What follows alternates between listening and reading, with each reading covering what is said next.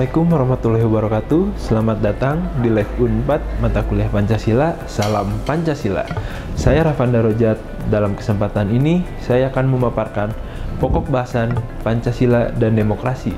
Tujuan dari pokok bahasan ini adalah supaya mahasiswa mampu menerapkan Pancasila dan ikut serta menjaga demokrasi negara Indonesia. Tentunya teman-teman mahasiswa telah mengetahui sistem perolehan kekuasaan negara Indonesia, yaitu melalui demokrasi. Adanya pemilihan umum untuk memilih presiden dan wakil presiden, anggota MPR dan DPR, anggota DPD, dan pemilihan lainnya. Pada kesempatan ini akan diterangkan lebih lanjut mengenai demokrasi Pancasila dan maknanya. Makna Demokrasi adalah bentuk pemerintahan yang meletakkan kekuasaan negara tertinggi berada di tangan rakyat, yang melalui diformulasikan sistem perwakilan dalam peradaban modern. Menurut Abraham Lincoln, government of the people, by the people, and for the people. Demokrasi konsep universal. Demokrasi adalah konsep universal kapanpun, dimanapun. Demokrasi adalah sama Eropa, Amerika, Asia, Australia, dan Afrika.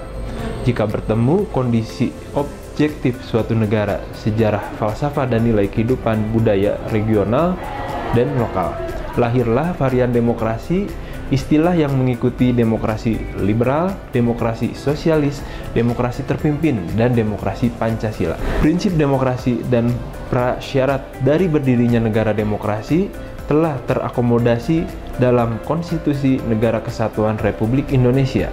Prinsip-prinsip demokrasi jika ditinjau dari pendapat Al-Madudi yang dikenal dengan sosok guru demokrasi, menurut Al-Madudi prinsip demokrasi adalah sebagai berikut: kedaulatan rakyat, pemerintahan berdasarkan persetujuan dari yang diperintah, kekuasaan mayoritas, hak-hak minoritas, jaminan hak asasi manusia, pemilihan yang bebas, adil, dan jujur, persamaan di depan hukum, proses hukum yang wajar, pembatasan pemerintah secara konstitusional, pluralisme sosial, ekonomi, dan politik.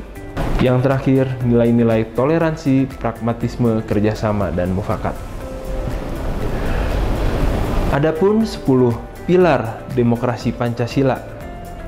Yang pertama, demokrasi yang berketuhanan yang Maha Esa. Yang kedua, demokrasi yang menjunjung tinggi hak asasi manusia. Yang ketiga, demokrasi yang mengutamakan kedaulatan rakyat. Yang keempat, demokrasi yang didukung kecerdasan. Yang kelima, demokrasi yang menempatkan pembagian kekuasaan. Yang keenam, demokrasi yang menerapkan konsep negara hukum melandasi pelaksanaan demokrasi. Yang ketujuh, demokrasi yang menjamin otonomi daerah. Pelaksanaan demokrasi harus tetap menjamin tegaknya persatuan dan kesatuan. Yang kedelapan, demokrasi yang berkeadilan sosial. Pelaksanaan demokrasi diarahkan untuk kesejahteraan bagi seluruh rakyat Indonesia. Yang kesembilan, demokrasi dengan kesejahteraan rakyat. Demokrasi juga mencakup bidang ekonomi. Dan yang terakhir, yang ke-10, demokrasi dengan pengadilan yang merdeka.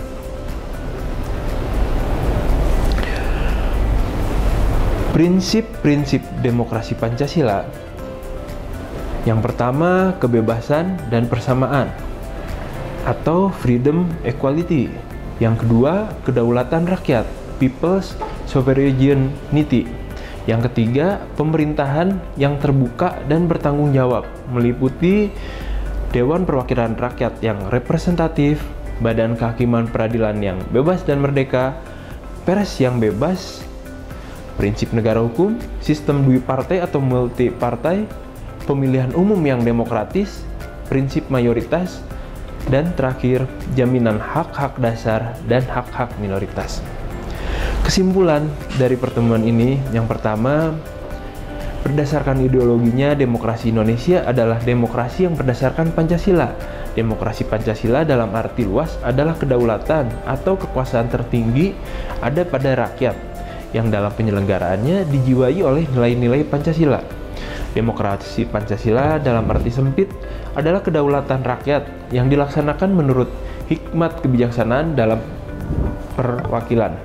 Yang kedua, dalam kesimpulan ini, Demokrasi Indonesia adalah demokrasi konstitusional, selain karena dirumuskan nilai dan normanya dalam Undang-Undang Dasar 1945, Konstitusi Indonesia juga bersifat membatasi kekuasaan pemerintah dan menjamin hak-hak dasar warga negara. Di kesimpulan yang ketiga, praktik demokrasi Pancasila berjalan sesuai dengan dinamika perkembangan kehidupan kenegaraan Indonesia.